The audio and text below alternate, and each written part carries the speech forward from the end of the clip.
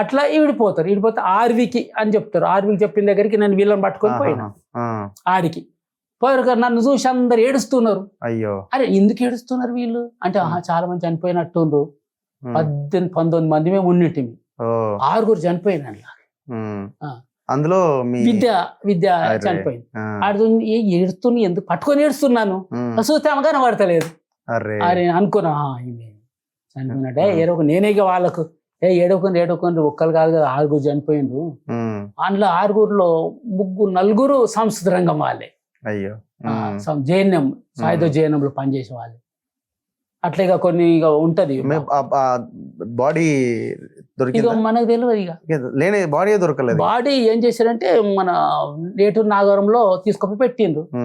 పెట్టిన తర్వాత మా మీద దాడి జరిగిందని మన పార్టీ వాళ్ళ వేరే వాళ్ళు ఉంటారు దళం, వాళ్ళు ఏం చేస్తారంటే గ్రేవెంట్స్ వస్తుంటారు కదా వాళ్ళని బేలుద్దామని విస్ఫోట్ చేసిండ్రు. విస్ఫోట్ చేస్తే అది మిస్ అయిపోయేమైంది. ఉట్టి బస్సు బేలి 14 మంది చనిపోయింది 2 రోజులకే.